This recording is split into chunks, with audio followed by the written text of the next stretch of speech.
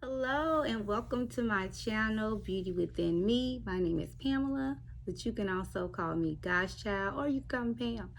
Thank you to those who've been to my channel before. Thank you for tuning in again. If you haven't been to my channel before, thank you so much for joining us tonight. But if you would, please like, or subscribe. The subscribe button is just right at the top of your screen, and it's red.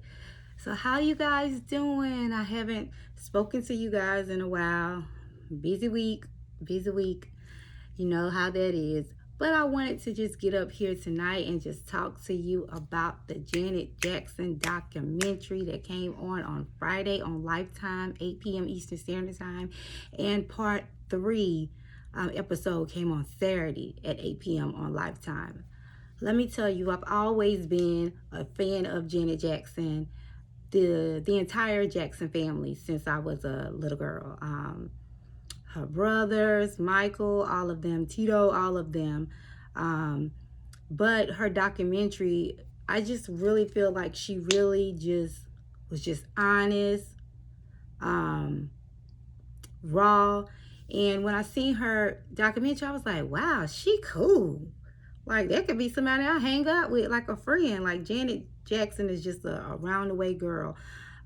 Episode 1, part 1 came on Friday. And on episode 1, you know, she was riding in a vehicle in her hometown, Gary, Indiana. And when she was riding in a vehicle in her hometown, Gary, Indiana, she drove past. It was like a mural on a wall that they made of her brothers when they were younger in the Jackson 5. And she made a joke like, you know, she teared up because she was like, my brothers. And she was like, you know, all of them are looking up. And she said, except Michael, he's looking forward because he's nosy. But also in the documentary, she met her brother Randy at their childhood home. And when they met at their childhood home, I think their family actually still owns it, because when they met at the childhood home in Gary, Indiana, which was a 2-bedroom house, 600 and something square feet. Now, mind you, it was it 8? It was 8 children. It was 5, 6, 7, 8. I think it was 6, 7, 8, 9 children and 2 adults who lived in that home in Gary, Indiana. But their family made it work. But I think their family still owned that property because they had a lot of pictures of Janet and her brothers and things when they were younger. But let me tell you guys, that documentary made me feel like Joe Jackson did not get enough of respect and flowers when he was alive for what that man did for his children. In the part 1 documentary, Randy was telling Janet the story how everything came about with the Jackson 5s, how her father used to be a steel worker, and her mom, she used to work for Sears clothing store. And when her dad used to be at work, Tito used to sneak his guitar that was up under the bed, and he used to be trying to, you know, play it himself. And he actually taught himself how to play. And one of the strings were broke, and then their dad, he had asked their mom, like, okay, what happened to my guitar? And their mom had basically said, okay, Joe, before you go to acting out, I think there's something that you might want to see. I think it's something good that these kids got going on, because Tito actually plays better than you. And she said that, and then the kids around here harmonizing. So when Joe saw the gift that was in his kids, this man wasn't rich. Janet actually said they were poor because, like I said, 6 boys shared a bunk bed, and Janet, Latoya, and Rebe, they all slept on the sofa in the living room. This man sacrificed everything he had to get instruments to make sure his boys were. He practiced with his boys. He had them going to clubs, getting noticed and things. He didn't know nobody that was famous, nobody with money, but he managed to be able to get his kids a interview with Motown, audition with Motown records, Barry Gordy, he was able to get them in there with knowing nobody. Now, and that's a message to all parents. If you see talent in your children, if you see something in them, and you gotta look at it. Like Joe Jackson actually used to play in a band. He wanted to be a singer, but sometimes in life, that gift, that blessing might skip us, and God may give it to our children. So you see how he wanted to be famous, but he never could be famous in music. But look how big all of his children were. He didn't have a lot of money or anything, but this man sacrificed every dime he had to make sure that he was able to train, and he saw something in his kids, and he felt like his kids were the greatest at what they did. And look what happened. And that just goes to show, I don't know if any of you saw the movie with Venus and Serena, when Will Smith played their father, King Richard. Oh, that's an excellent movie. Y'all need to see that movie. It was a controversy. A lot of people had a controversy because they were upset that Will was playing Venus and Serena's father, because Will is light skinned and their father is a darker skin tone. But it doesn't matter. If you got the talent, you need to play it. Will played that role, and I feel like that man really needs to get an Oscar this year.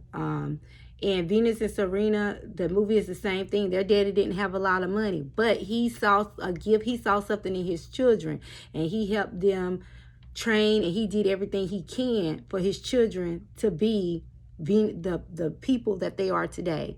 So that just goes to show, a lot of times parents, when we see something in our kids, we need to do everything in our power to help them with that gift. Because that gift one day may be the gift that not only blesses them, but blesses your entire family. But just to go back on the Janet Jackson movie, I'm telling you, that part, it just was amazing. And then when the Jackson 5 was going on their first tours, a lot of their outfits that they were wearing, their mother, she actually was the one who made those outfits. So I didn't even know that their mama had that gift as well. Their whole family was just gifted.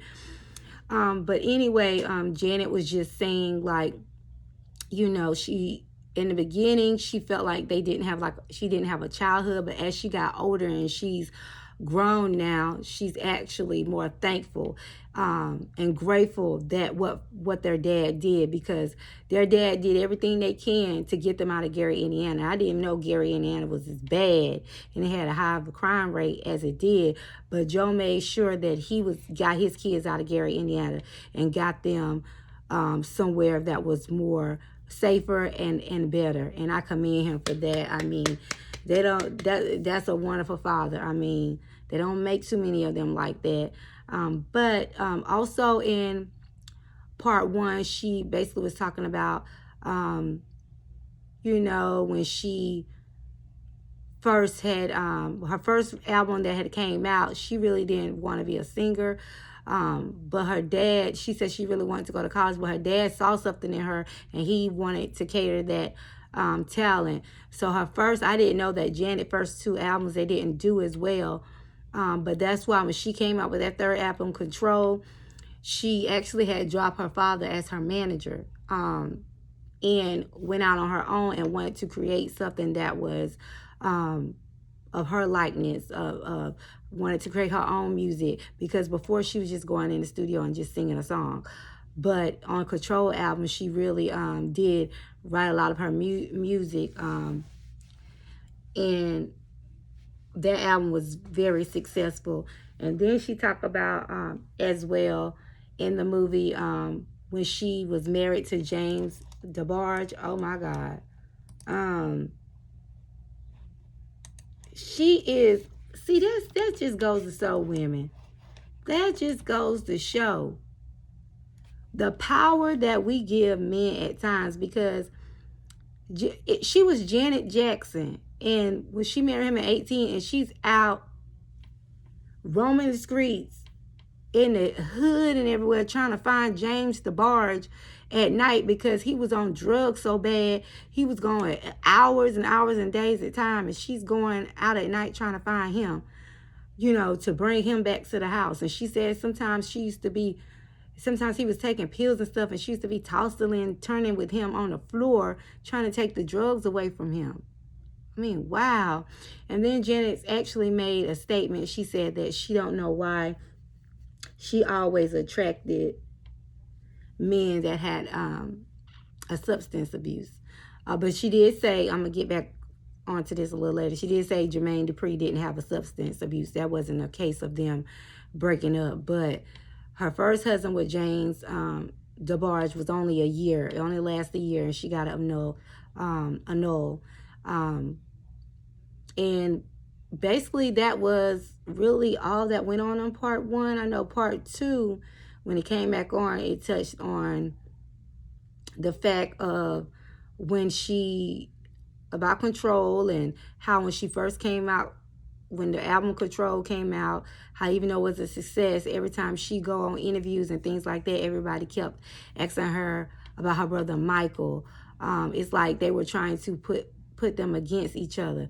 But I tell you, that girl really did love, she really do love her family, her brother. She said how her, Michael, and Randy used to be so close when they were little. They were like the three amigos growing up.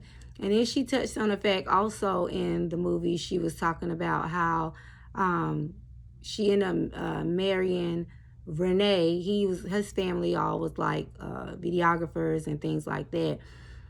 But he was the one that helped her start feeling, in the beginning, feeling more comfortable with herself, where she can start bringing out her sensual side. Janet in Control, she was all covered up, but then she started, showing her skin, showing more skin, and feeling more comfortable in her skin. And when she did the Rolling Stones, cover, how when she had, her breast out, and he had his hands over her breast. But she was just talking about how their marriage had broke up because he ended up being addicted to painkillers. And, he started trying to just be so demanding, so hard on her about certain things, like trying to tell her what to eat, trying to tell her how to dress, or blah, blah, blah. But then they end up getting divorced. But then she said during the divorce proceedings, she wondered if he married her because he loved her, or did he marry her because of who she was or her family name, because he was trying to just get all that girl money when they got a divorce. But that's just another thing. But part three, the only part, because I want you to actually go on Lifetime and watch it yourself, because I'm not going to tell you the whole thing. You need to go on Lifetime, watch it yourself. But I just want to break down certain parts of it for you so you can see how good it is. But Saturday it aired part three. And part three, it actually was really good. She talked about how when Michael Jackson had went through the second trial, when somebody was trying to charge him with child what was it, being a pedophile. They were trying to bring him to court for that.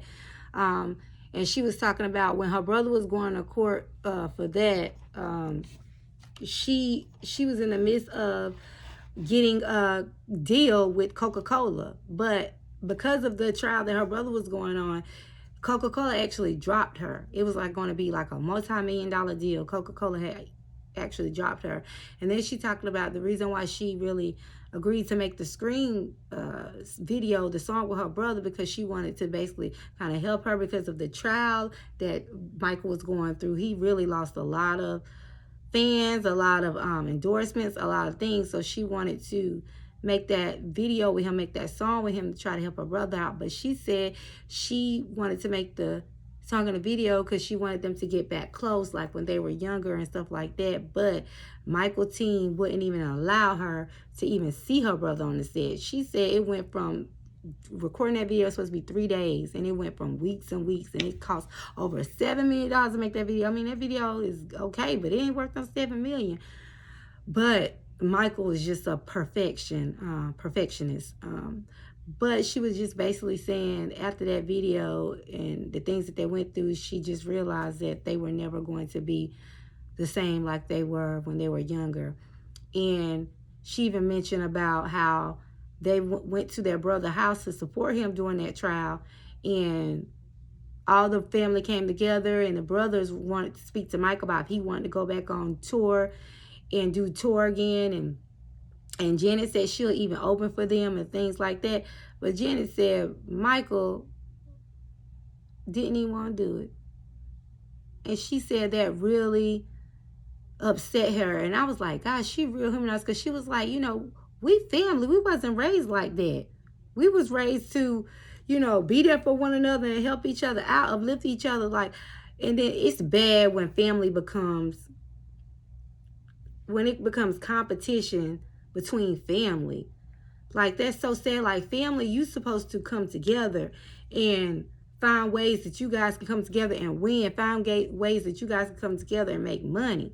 It shouldn't be any competition amongst family. So she said that really hurt her when Michael had did that, which I could understand. But the part that really, and I'm gonna leave off on this topic because I want you to watch it. It aired Friday and Saturday, but I'm pretty sure, check your local TV guys. I'm pretty sure Lifetime is going to air that again because it's Janet Jackson. Also, it's on Hulu and Peacock. So check all your streaming services. If you have Lifetime on your streaming services, it'll still be up there as well. But she said when she was with Jermaine Dupri, she was like, he was just so sweet. She just thought they were going to get married. She was willing to have, she didn't care how many babies he wanted. She was willing to have all the babies he wanted. But what made them break up was because, he worked all the time, and his infidelity, he was cheating. And I'm like, Jermaine Dupri, you cheating on Janet Jackson? Like, dude, please. But what really made me respect Jermaine Dupri as a man, because he was honest. He was like, when I got with Janet Jackson, he was like, girls who wasn't even thinking about me before was trying to holler at me. So dudes, let that be known. Sometimes females ain't even checking for you, but the woman you with can start making you look a little bit better, and that's why females are trying to check for you. So he was honest about, he was like, girls who probably weren't even thinking about me, he was like, when I got with Janet, they always trying to, get with me. But he did say he's a non-confrontational person. He felt like if he would have fought a little bit harder, they would have still been together. But I was like, man, I wish Jermaine would have fought a little bit harder, because I felt like him and Janet was good together. But you never know. I mean, he's older now, she's older. They're more mature. You never know what God has in store for them. But that would really be a beautiful thing if they were to get back together. Because look at Jennifer Lopez and Ben Affleck. They were broken up for many, many years. Both of them had went off and got married, and Jennifer Lopez had done got married, divorced, and then was in the process of getting married again. So you never know. And they end up getting back together and about to get married soon. So you never know what might happen, what's in store in future for them. But I feel like there's still some love there with the both of them. But my beauties, I just want to get up here and just tell you briefly about that Janet Jackson documentary. I mean, that documentary was wonderful. And also too, like, if you haven't checked out Venus and Serena movie that Will Smith is starring in, King Richard, it came out a few months ago. Watch that as well. That's an awesome movie. Both movies show two black men that didn't have a lot of money, but they had a lot of sacrifice. They sacrificed a lot, and they believed in their children, and they were able to help their children become like mega superstars. So wow, the power of a father. The power of a father. Well, my beauties, like I stated before, if you haven't subscribed, please subscribe, like, share, and if no one told you today, I love you, but God loved you first. Bye-bye.